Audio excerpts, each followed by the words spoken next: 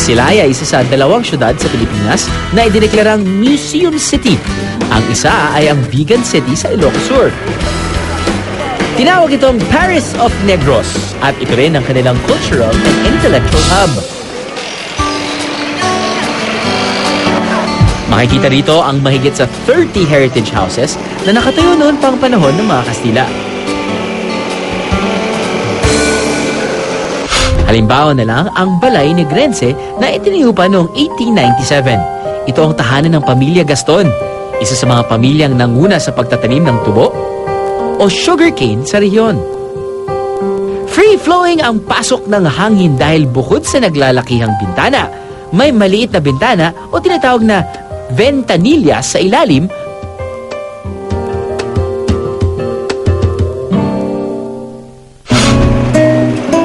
Sunod sa ating heritage house hopping ay ang Pink House. Ito ang unang museum and heritage house na kinilala ng National Historical Institute.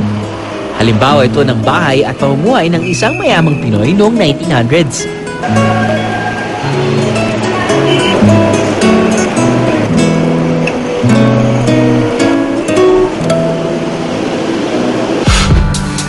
Hindi lahat ng heritage house ay museum lang.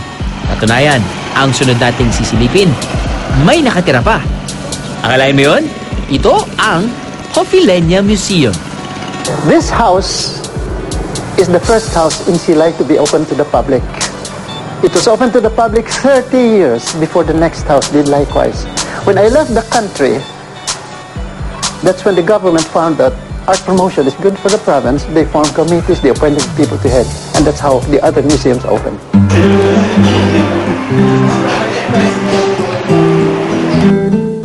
Here on the ground floor, we've got some collections. We've got toy collections for the youth, for the young people. In fact, we've got the world's smallest dolls. The dolls are smaller than the grain of rice, and made of wood, small as they are, the heads can turn around. We also have here the oldest antique in the whole Negros Island, both Occidental and Oriental, more than 3,000 years old, older than the Philippines. We also have the world's first pocket books. Kung sa first floor pa lang, busog na ang mata mo sa dami ng memorabilia. Sa ikalawang palapag naman, makikita ang rare artworks ng mga Filipino national artists. This is by Juan Luna, and the one below here, this is a drawing by Jose Rizal. He made this when he was only 15 years old. His homework in the Ateneo.